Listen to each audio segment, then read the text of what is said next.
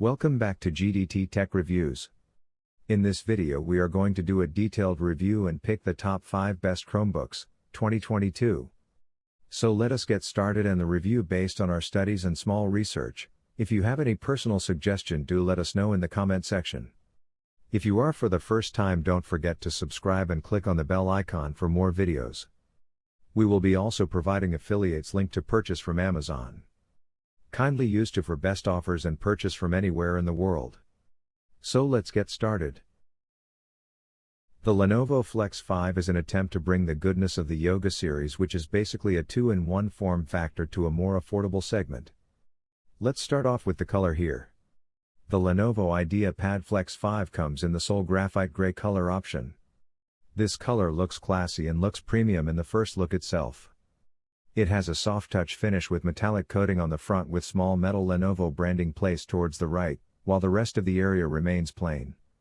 Opening up the laptop, you will be greeted with a 14-inch screen, keyboard and trackpad combo along with 2 front-firing speakers. Right below the keyboard, you will find the fingerprint scanner. The machine comes with 360-degree rotatable hinge, which is built fairly well and sturdy material. The laptop weighs 1.5 kilograms and has a thickness of 17.9 millimeters. This combo is considered as a thin and light laptop.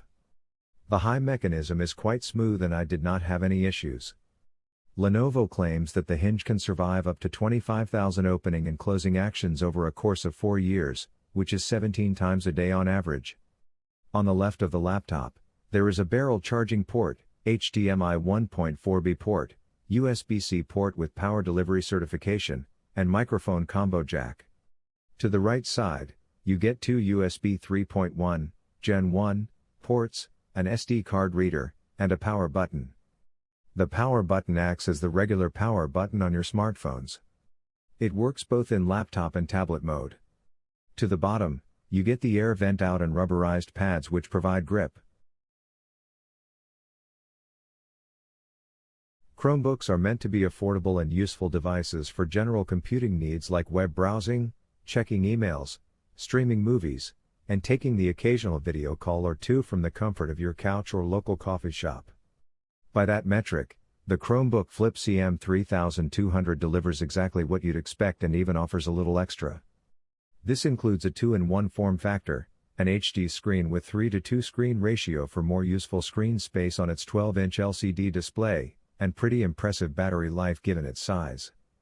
Naturally, it's highly portable given its dimensions and weight, but the 3:2 display really makes the Chromebook Flip CM3200 look bigger than it is. The keys are smaller than your standard laptop keys and they are packed in pretty tight as well. That said, there really isn't much you can do with a laptop that's less than 11 inches wide, so the problem is less about the Chromebook Flip CM3200 design than it is a simple lack of physical space. Younger students using this for school assignments or reports might fare better than we did, though, and it is well suited for a classroom. The hinge on the display has enough resistance to keep the screen in a given position, but was easy enough to open and close, or convert into tablet mode for note-taking during a meeting.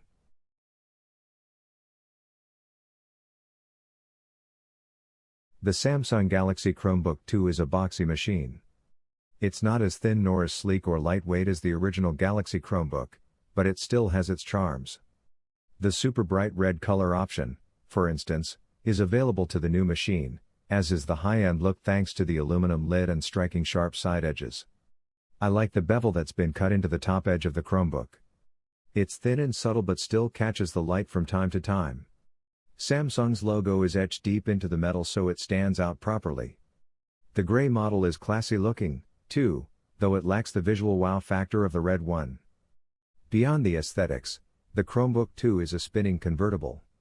It acts in laptop mode, as well as tablet, tent, and presentation modes. 2 metal hinges connect the top and bottom halves of the device and are strong enough to hold the Chromebook at whatever angle you set. I had total faith in the hinges, which were fluid and easy to manipulate, yet exacting and firm. There's no included stylus with the Chromebook 2 as was with the original device. The screen supports an active digitizer if you care to supply your own. The Chromebook 2 is fairly compact thanks to the 13-inch screen size.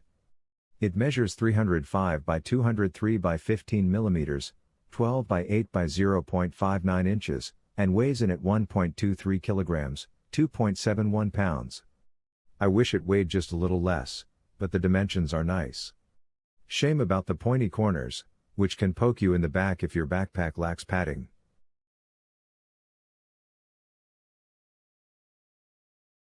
The Google Pixelbook Go is designed to be thin and light, measuring just 0.5 inches thick and weighing 2.3 pounds.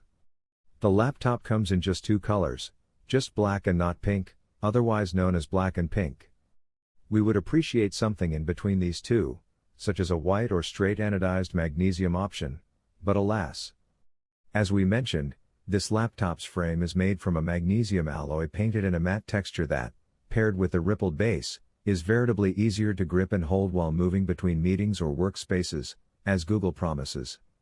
We find this frame to be very resistant to pressure and flex, which is rare in Chromebooks. And, boy, does Google make use of every last inch of that frame. The Pixelbook Go not only sports a keyboard with comfortably spaced keys, but also top-firing speakers. Sure, they're a bit small and, as a result, somewhat tinny in the high end, but these speakers beat the vast majority of laptops of this size, normally found with bottom-firing speakers. However, one thing that Google didn't include is biometric login capability. There is no fingerprint sensor nor is there an iris or face scanner on the Pixelbook Go. Considering that many Chromebooks provide at least one of these solutions at this price point, it's a sore spot for sure. Google tells us that it's relying on its Android phone unlocking feature, but that leaves out anyone not using an Android phone. But, back to positives, the Google Pixelbook Go keyboard is, without a doubt, one of the best we've ever used on a laptop. This is an improvement of Google's Hush design, which brings the company's original, silent Pixelbook keys to this more reasonable price point.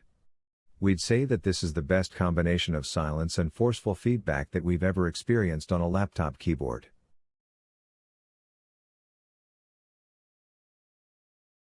The Acer Chromebook Spin 713 also features the most up-to-date Wi-Fi 6 standard as well as Bluetooth 5.0, so connecting additional peripherals like a wireless headset is a snap, which is good because the speakers? Not the best. For a thinner Chromebook, we were happy to see a decent number of ports, including a USB 3.2 Gen Type A and a microSD slot, along with two USB Type-C ports with Thunderbolt 4. The webcam and microphone are the standard 720p webcam and microphone setup you'll find on most laptops out there. Hopefully we'll get better webcams one of these days, but probably not until we give up our obsession with razor-thin bezels. Unfortunately, there is no physical camera slide shutter on the webcam, which is always our preferred privacy solution. Speaking of, the bezels on the Chromebook Spin 713 are present, but not horrendous, other than the standard chin on very roughly 99.9% laptop displays in existence. Don't quote us on that, and the display was crisp and vibrant. Honestly, it took a 13.5-inch, 1504p display to remind us that Chrome OS actually has a very beautiful and elegant UI interface, and it really shines with the Chromebook Spin 713. The Acer Chromebook Spin 713 is Intel Evo certified, so it must pass certain performance and UX standards set by Intel, like fast startup in about a second, at least a 9-hour battery life, and additional security features. That's all well and good, and it is good, but the star of the show here is the Core i3 or Core i5 processor, depending on your model.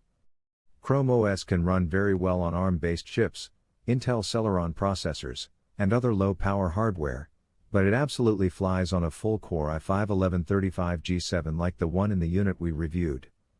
What's more, the Chromebook Spin 713 has 8GB RAM and a 256GB PCI SSD, not EMC flash memory storage, so it all but pushes you to install and run local apps from the Google Play Store,